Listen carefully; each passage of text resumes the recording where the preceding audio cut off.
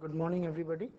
This is a course on Introduction to Database Management Systems, and we will be covering basics of this course in this class during the current period through which we go through this class. And today is the introduction. That is, we will just give you a basic idea of what a database is about, what it is supposed to do, and why is it like that. Now, DBMS is Database Management Systems. Now, a database is a collection of interrelated data. Okay, the first thing which a database management system has is, in a database management system, you have got two major components. The first is a collection of interrelated data.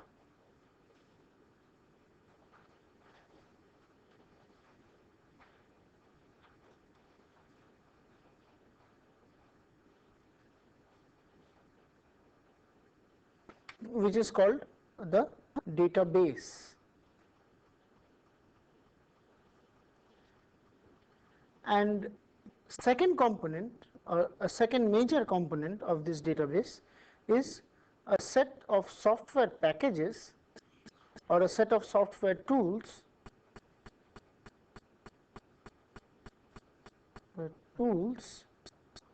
or programs in the most simple sense, which are able to do two things on the data, which first must access the data, sorry, there is a spelling mistake, which must access the data, and the other thing that it can do is process the data.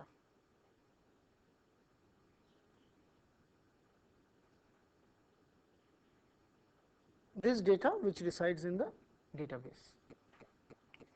Now, this part of the database is often called the query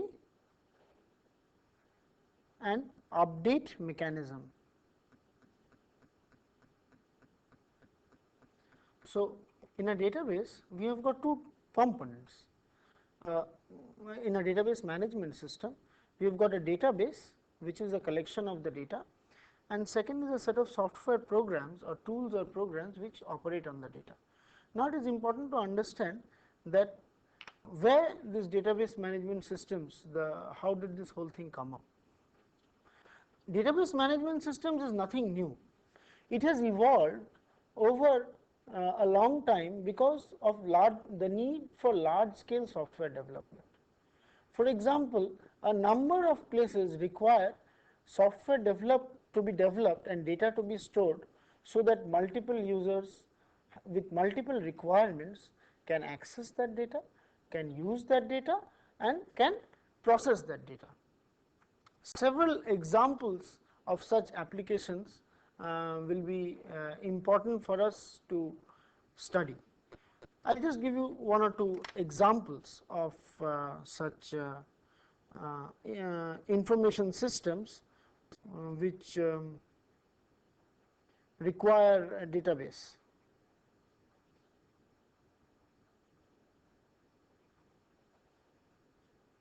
Consider a bank.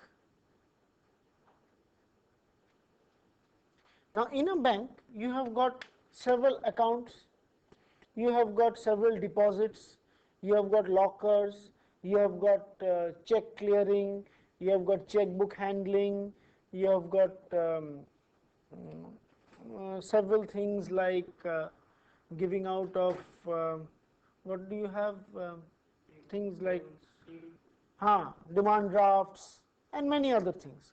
Now, a bank itself requires to store a lot of information, and this data regarding accounts, what is there in an account, who are the users, who have got joint accounts, who have got lockers, who have taken a deposit and a loan, who has cashed which check. This information is to be stored in that bank information system, and this is to be used by several types of users. The bank manager may want to do certain things, a user may want to do certain things, at the teller certain information is updated, and therefore Many such types of people access the data. Some access only to retrieve information, others access to process the data, to change the data. Okay, this is one example which is a classical example. Second very interesting example is a library information system. And all of you know that there are books, there are borrowers, there are people who have borrowed several types of books, there are people who have donated books, there are sellers who have supplied the books have been purchased through a certain process, there are people who issue the books. All right. So all this information is there in the library, and many types of processing is done on this information, and these processings differ. New things may be done at different points of time. A third classical example which all of you are aware of because it is available in India is the railway reservation system. I mentioned railway, it is there in airline reservation system also, but since most of us are conversant with this railway reservation system, we will see that you have got train information, you have got station information, you have got fare information, you have got booking information, you have got cancelling, and so many things, tickets, concessions, warrants, military warrants, so many other things are there. And you can imagine the number of people using it, the number of types of people using it, and in all three of them, and especially you will be more interested and you will be very much clear about the idea of railway reservation system, is that more than one user are simultaneously using that same data. More than one user is simultaneously accessing is fine, updating that same data. Same thing can occur in a library, and this same thing can occur even in a bank. When the bank data is computerized all over the country and you want to get a clearing of your check here on the computer, which is going to be clearing a check which is there in, say, Calcutta, and maybe there is a facility to check your signature directly. Even automatic teller machines and other things which will come up very soon will also require this type of thing. So what we have is a set of data and a set of processes, but this data must be designed and organized in such a way that it is useful for the current application and it is useful for applications in the future. That is, it will serve multiple applications and it will serve for applications which may occur later in time, applications which may not be immediately occurring. So we must remember at least these, any office information system also requires a database, but let us keep in mind at least these three examples because they will come again and again. The difficulties related to solving the database or information system problem of these three examples will be coming again and again to us in this whole course, and we will continuously come back to these examples and see how we should design our database. But before going into the database management systems, we must have a quick look at what happened. These, before the evolution of a database in the early 60s or 70s, these problems were still solved. How were they solved? They were solved by what are called early information systems. Classically, the method of solution of these early information systems was direct use of the operating system. Now, the operating system gives you access to files. All right. So, the early operating system, early information systems were like this. You had a set of application programs, many programs. Today, for take the bank example, somebody wrote a program for check clearing, somebody wrote a program for account crediting, somebody wrote for debiting, somebody wrote another program for interests, okay, somebody wrote another program for fixed deposit interests, taking care of all the fixed deposits. So these programs were written over a period of time and they accessed the file system directly. That is, the file system which is usually available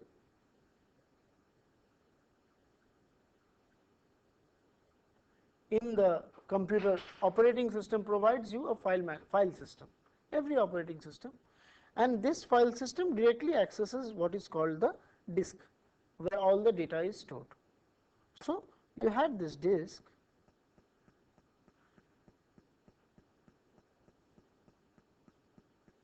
and you had a large number of application programs, and these application programs were written to directly access the file system over a period of time. And a lot of problems cropped up with such early information systems. And we will see what these problems are, and we will try to see how database management systems are trying to resolve these problems.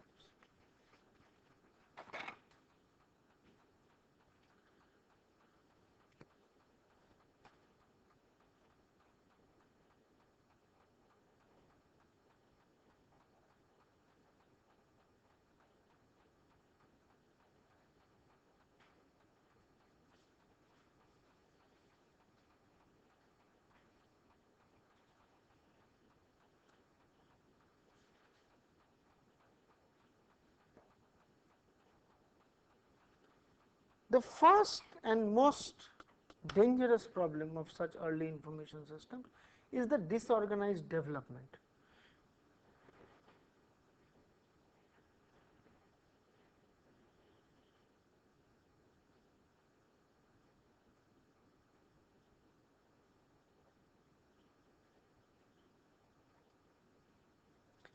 Since data was written, used and updated by various users at various points of time, nobody really knew what the other person had done.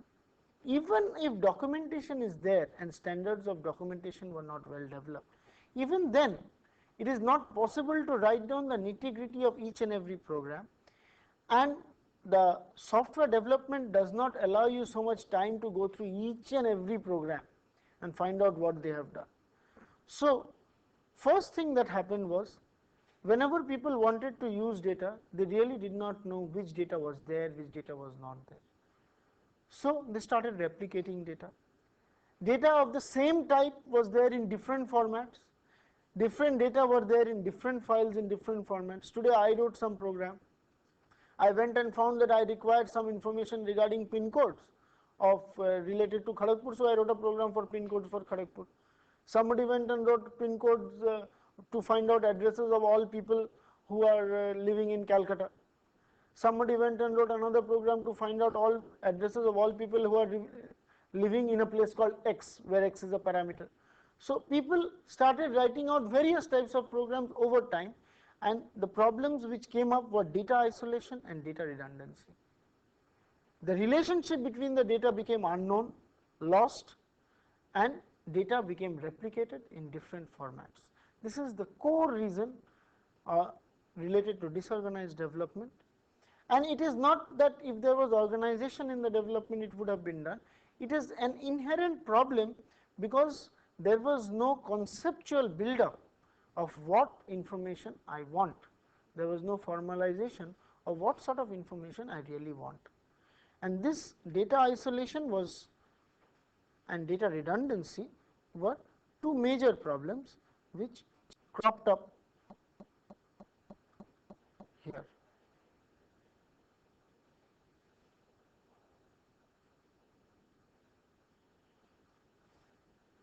Now these two led to several subsidiary problems, one after another. I will give you the next problem which cropped up was due to data redundancy.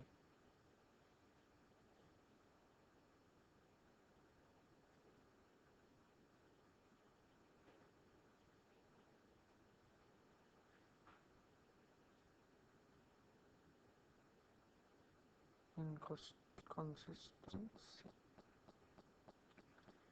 when data becomes redundant, that means there is multiple copies of the same data at multiple places, and people do not know, all of them do not know which data is where. Now what happens here? Suppose your address is there in 5 places, and say in the unit trust you have got given, and they have by mistake they have kept your data in 5 places. The same data is there in 5 places because one programmer wanted to find out how much dividend is to be given to you, and he copied the data and kept it there. The dividend program uses that data, the bonus program uses another data.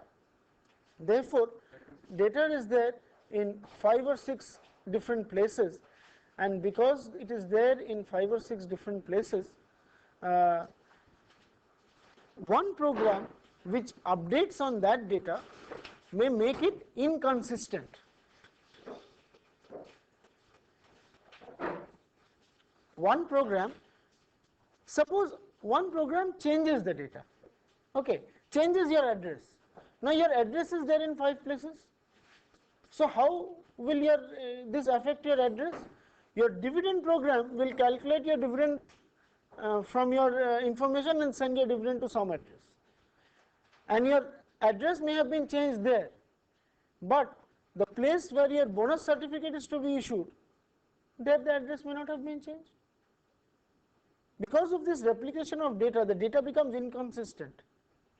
That is, there is the same data is there in 5 or 6 different places and is there in an inconsistent fashion. Inconsistency is a very dangerous concept. So you can imagine this is your address, you can imagine your bank balance is 5 places, your bank balance is there, and there are 5 different bank balances there, one for the deposit account and one for the interest account. Interest is coming and updating somewhere, your deposit is coming and updating somewhere, and so you can well imagine what problems inconsistency causes, and this problem cannot be allowed. And this problem came up again and again in the development of early information systems. The third problem is a modern problem. This problem came up because computers became better. Due to, the next problem which I will write down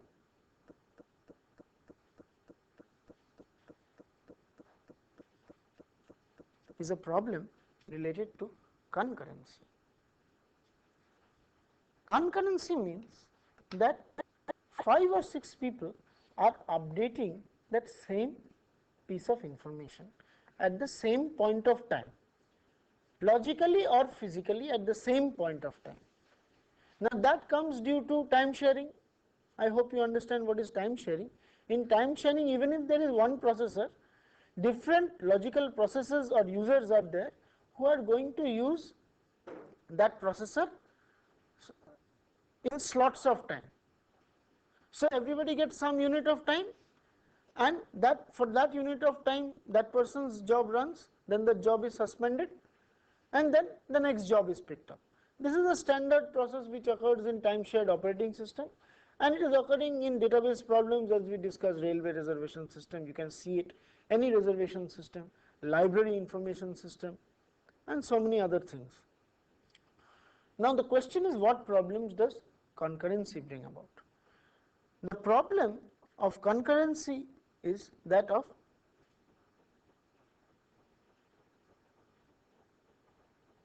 updation of shared data.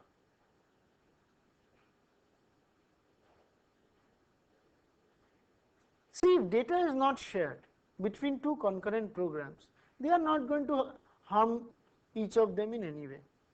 But if data is shared between 2 concurrent programs, then there is going to be a lot of problems. I will give you an example. The example is like this. So suppose you are doing railway reservation, okay, and in railway reservation there are 2 people trying to reserve tickets on the same train on the same day. Now the program which writes this reservation is same for both. Maybe there are 2 copies of the same program, but the data is shared in the sense that the reservation table, or there will be a file which stores the reservation. Let us take it for the point of time that there is a file which stores the seat number and the person who has reserved that seat, that is the PNR number or the ticket number. So this is the reservation table. Okay.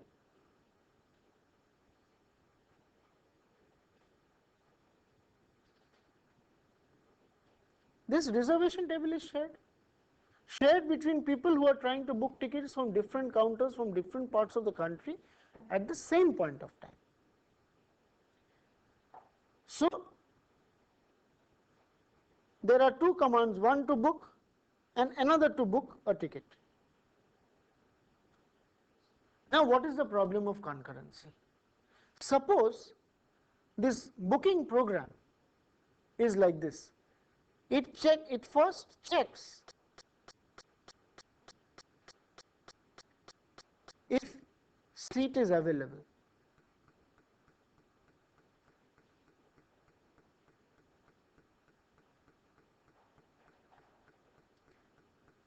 To do that, it goes into the reservation table and checks a piece of data which says total number of seats booked, and it compares that with another piece of data which says the total number of seats which are there in this particular table.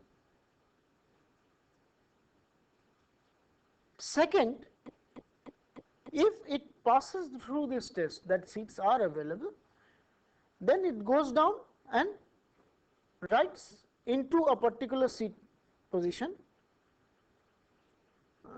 down the ticket number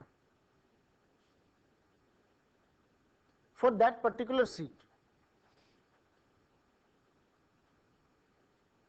So for a particular seat it writes down that ticket number, and the third thing it does is checks if seat is available, it increments the total seats counter, total booked seats. So it increments the total number of seats which are booked. Now these three problems cannot be done in one machine cycle. It takes a sequence of instructions, a sequence of file accesses, and it takes a considerable amount of time considering the time that is spent in running problems on a computer. Now this is where the problem comes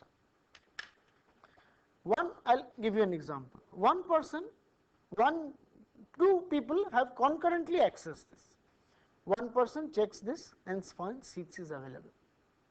At a particular point of time, he checks that seat is available, and he goes and writes down his on the seat number, say 21, he writes down his own ticket number.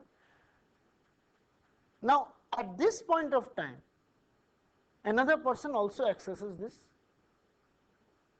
database. How can this person access this database? If there are two computers working parallelly and this database is there shared in a third place, then both of them can access simultaneously. If there is one computer and both of them are working on that in the time shared mode, then the time slot of this person may be over and the time slot of another person may have come. So this program may be suspended at this stage. So P2 comes up. So this was P1 and it is suspended at this point of time, and then P2 comes. P2 comes and checks. Suppose, I will give you a simple argument, suppose there is only one seat available. P2 comes and checks and sees what seat is there. So P2 checks seat is available and writes his ticket number, and his time is such that in that whole period of time he writes his ticket number, increments the total number of seats to be booked and goes away. So P2 does this, does this, does this and takes a ticket. So P2 goes away with a ticket. So P2 gets the ticket on seat 25, say. After some time P1 is invoked, the process P1 is invoked in time shared mode. In parallel mode also you can look at it in the same way. And then what P1 does? P1 is already entered this place, and P1 also overrides on that place or gets the same ticket, increments this counter, makes this counter inconsistent to more than one, more than the total. If the number of seats is now booked, it may make it more than total, it may not make it more than total, but it may get a ticket with the same seat number.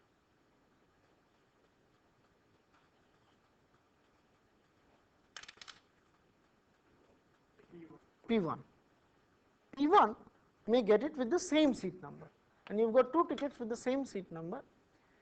Concurrent access is allowed always to make the program more and more efficient, because if you made railway reservation system sequential, you can well imagine you will never get your ticket in the whole day. Nowadays also it is difficult to get a ticket anyway. So to make concurrent access useful, you have to prevent the problem of inconsistency which may arise due to sharing of data. And this is a standard problem of operating systems, but in database the problem is more because the time to update is required is more. And we will see that early information systems did not have any inherent mechanism to tackle this particular problem. Operating system provides you facilities to tackle this problem on the memory, because operating system does all the sharing on the memory. But database, for database systems, this sharing has to be done in the secondary storage or on the disk. So that is another major problem. A fourth major problem which came up was security.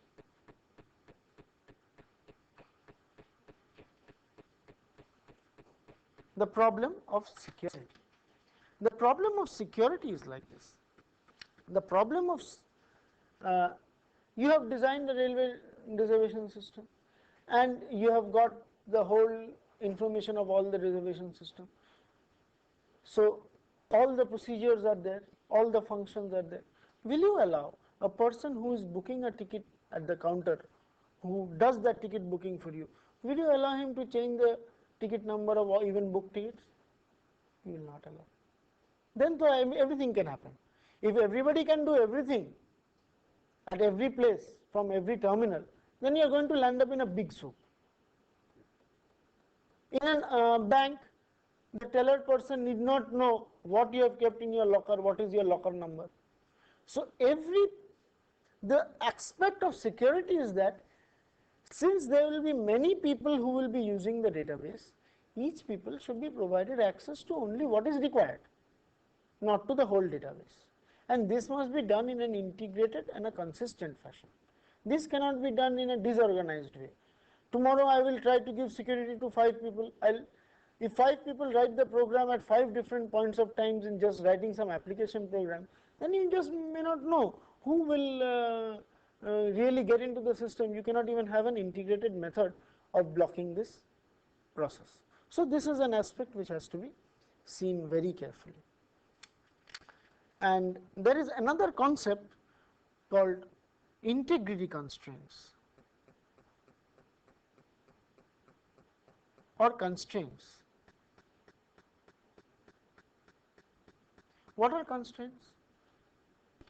When you design your bank information system, it is always known that a checking account must not have a balance less than something.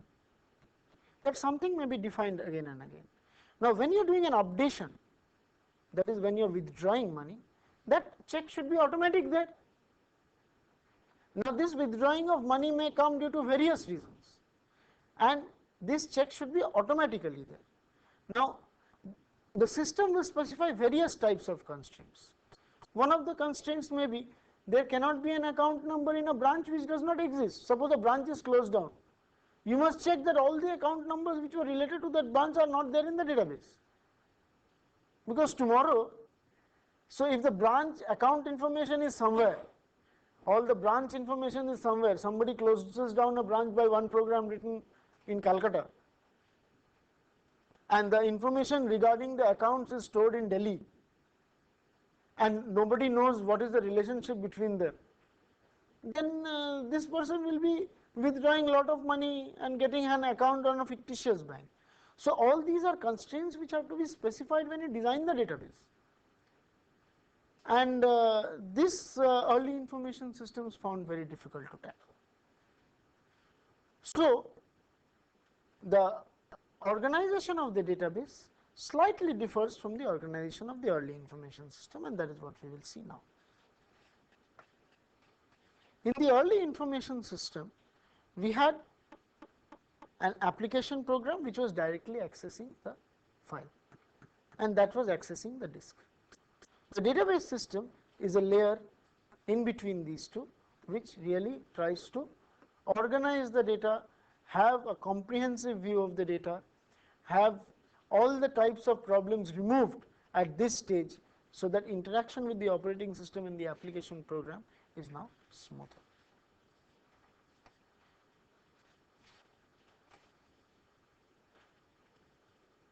So, we come to the role of a database.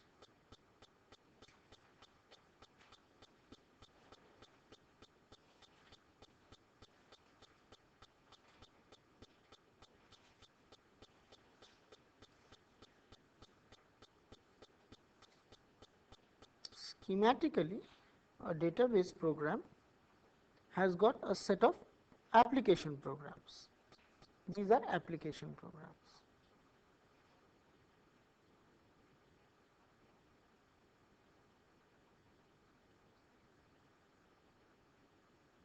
These application programs do not interact directly with the file system. They interact with the database management system.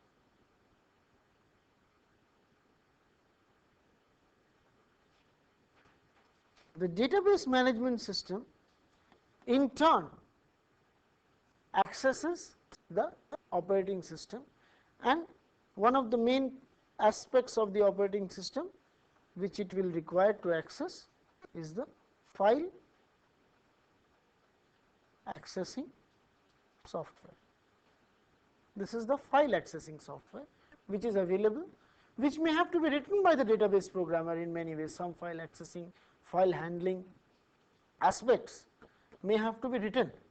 That is, the whole of the file system may not be available, and database will be concerned with a lot of file system. So, file systems will form even part of the database, and the end at the disk is the actual data which is stored in the disk, and we call that the database. So, we have got the application programs interacting with a piece of software which can define, organize and utilize that data. We will see the inside of this a little later. This will make use of file accesses, and these files will be stored as data in the secondary storage, and that will be the database.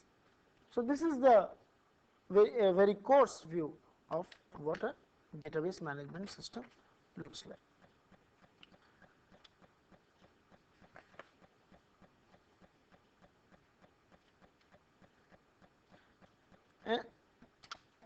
Another way of looking at the overall organization of a database management system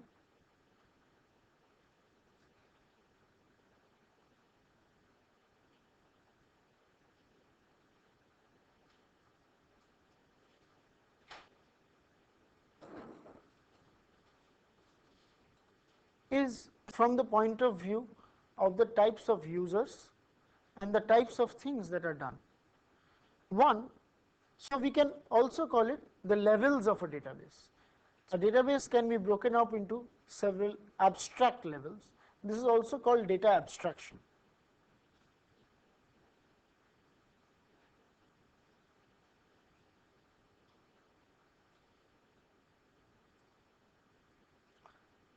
Regarding this, we have got the first thing here is called the physical level.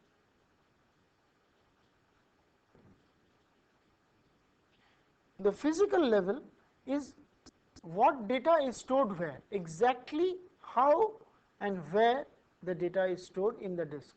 That is actually how it is stored in the disk. What are the files, what are the fields of the files, what are the types of the files, and this is the information which is, that is one view you can have at the last level, at the last implementation level, how a database looks like. It will be a set of files, and these files and a set of programs, a set of files and a set of programs. Some will be data files, some will be program files, as is there in common at every point of time.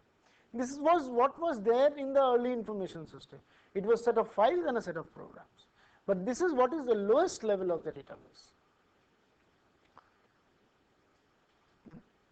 Above this is the organization and the conceptual database. That is, what is the overall organization of the database? It is called the conceptual level.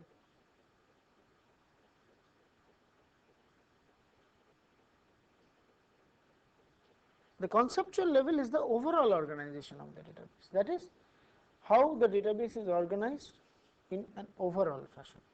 What are the types of data? What is the logical interrelationships between the data? What are the fields of the data? And for a railway reservation system, it will be how the whole database is organized. Train information, fare information, station information. What is the information? How is it organized? How are they related to each other? There must be a basic inherent underlying symmetry, an integration mechanism, and a theory behind all these things. So that is the conceptual level. This is the implementation level. Finally, after implementation, what it looks like. This is at the design level what is looking. And there is an intermediate part which is called the view level.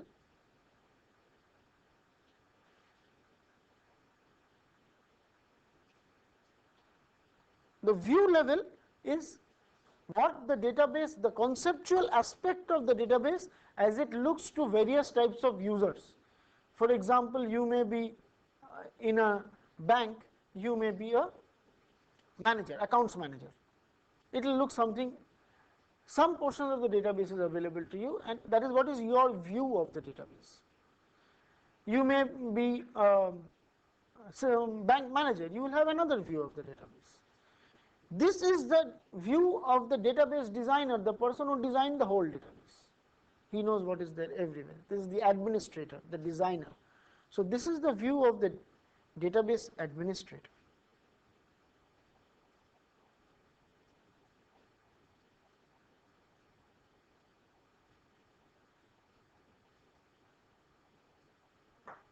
This is the view of the database users, application users. These are sophisticated users.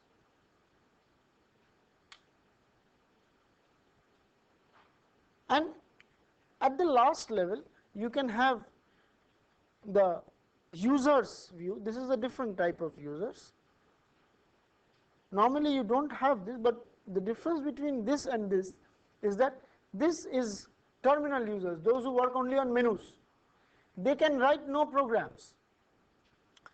These are menu driven, naive users.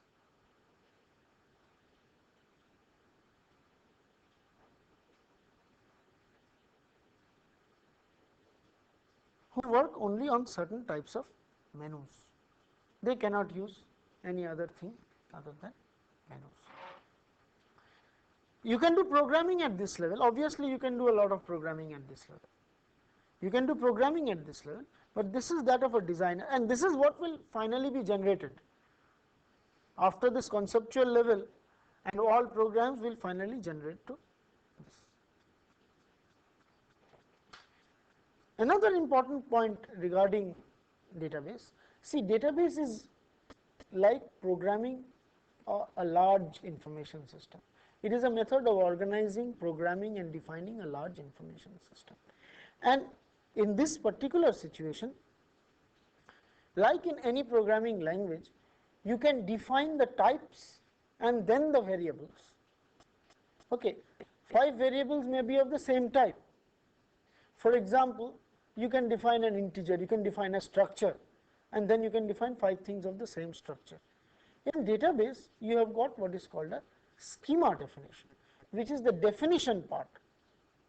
Okay, it is the definition part, and the second aspect is the instance, that is the variable type. That is, this is the definition, this is the structure, and an instance is that database which has got this structure with its own type of data.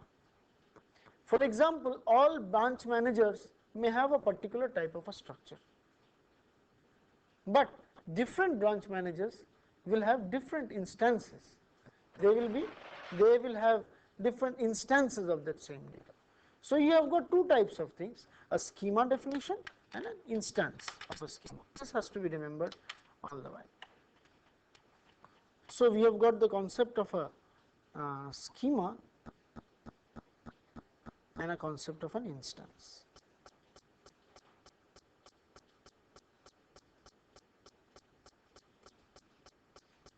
Now, next we shall come to what are the components of a database.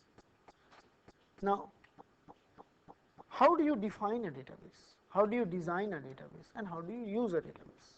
It was mentioned earlier that database consists of a set of interrelated data and a set of procedures. So you must have a mechanism for defining that data and a mechanism for defining that set of procedures. So the components of a database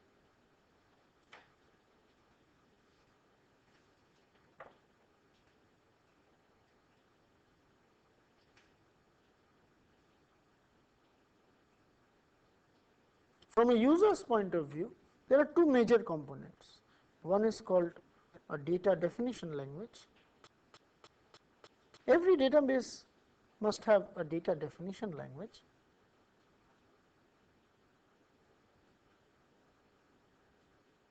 which is in short called DDL. This is how you define your whole database. What is the data definition of your whole database? What are the information? How are they related? What is the relationship? This is what you store.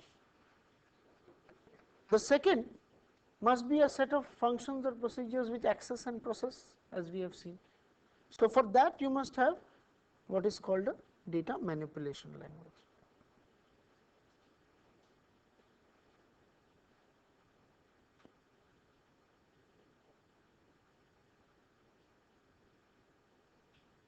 Or a DML. So these are the two things which every designer must have, a data definition language and a data manipulation language. You will define the data in this language, and data will be and you will write your functions or procedures to manipulate the data in this language. Now this data definition language will be an abstract language, and what it should be, how we should be able to define the data is one aspect we shall have to see. Data manipulation language can be of various types. All right. Now this data manipulation language is a very core concept in a database. It may be procedural, or it may be non-procedural, or it may be a combination of them. A procedural one is like your normal programming language, where you have a step-by-step definition of what you want to do, and a non-procedural one, so you can have procedural, non-procedural,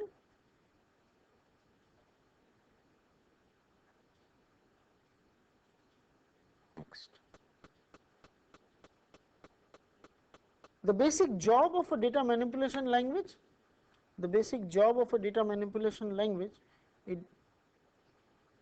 the 4 or 5 simplest operations are retrieve,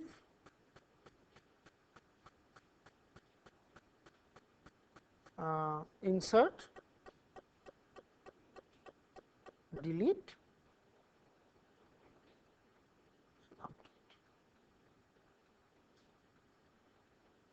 these are the operations, isn't it? These are just the operations that will go on. It will either retrieve some information, it will maybe insert a new information, delete or update. Now sometimes a portion of this data manipulation language is also called a query language.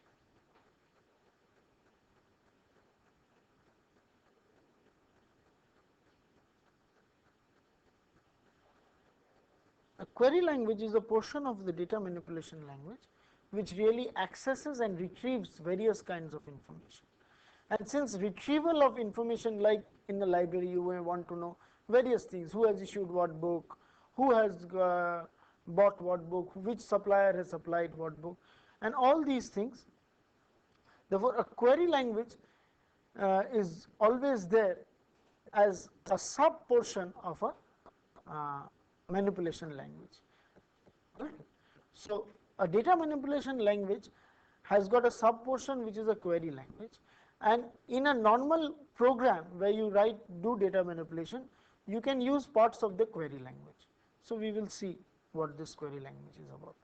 Now, once you have these two things, this will interact as we have seen. A database administrator will do the database definition and will write down the queries at this point. Somebody will do it here. Now, what is available inside is the next important point that we will have to see.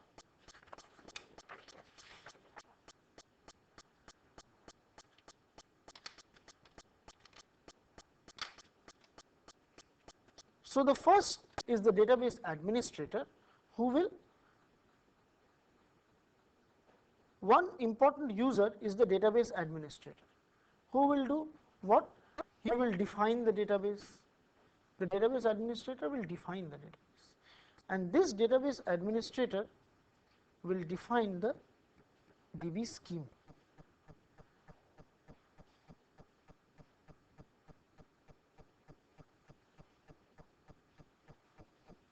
So, inside in the database, once this database scheme is there, this must be converted and stored into the disk as a structure. For example, if you write down in a program, if you write down a type definition, and when you compile it, this structure is stored somewhere, this information.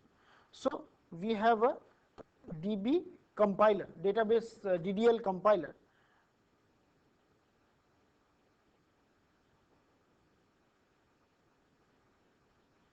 So, there is a software which stores in the disk what is called a data dictionary. This is the name, that is, whatever database scheme is there, it compiles this and stores it in a structured form somewhere. Another a type of a user will write application programs.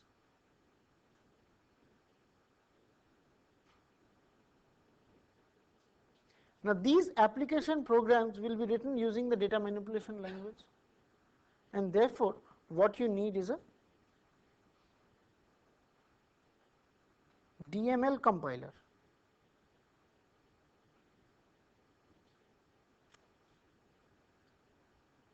Now, this DML compiler will convert it to object code. Any compiler of a program converts it to object code. So, this is application program object code.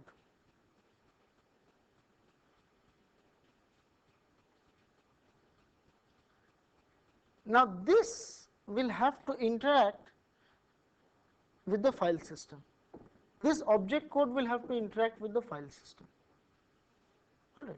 Now, this interaction with the file system is not done directly. So, this interaction with the file system, so consider this to be your disk, and through time you have, through these application programs, you have already got some data files in the disk. So, this is the disk, and the operating system may or usually will provide you with what is called a file manager.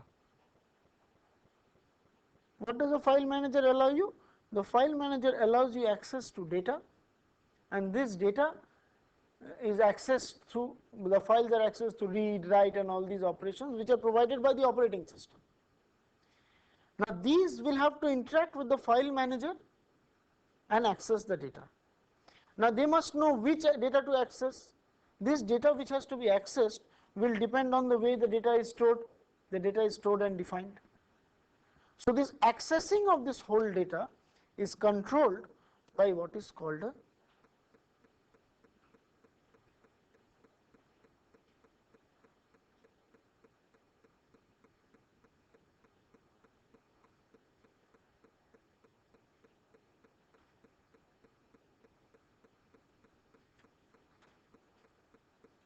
so all application programs interact with the database manager.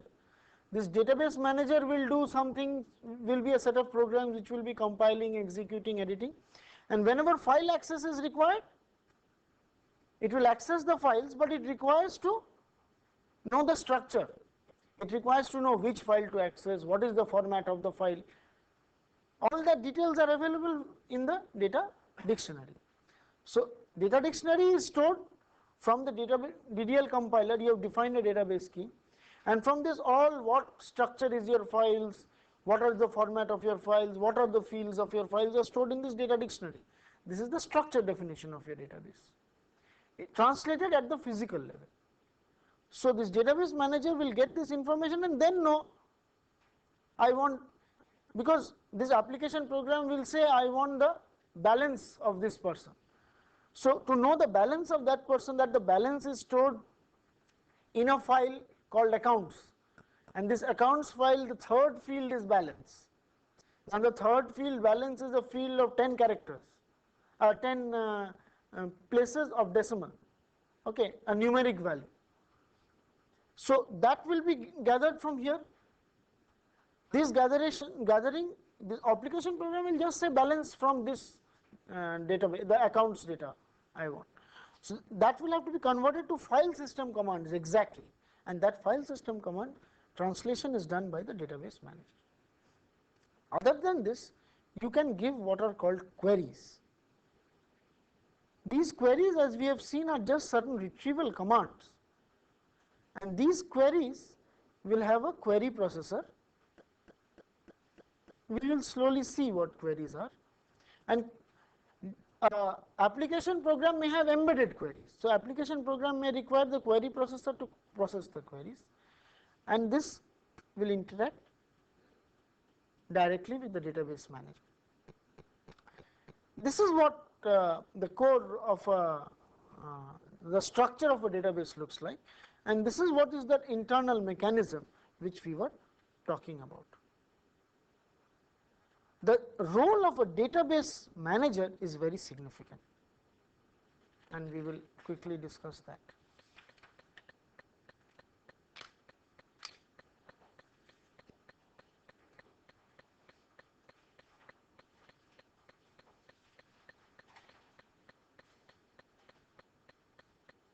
The first is, as we have seen, interface with file manager.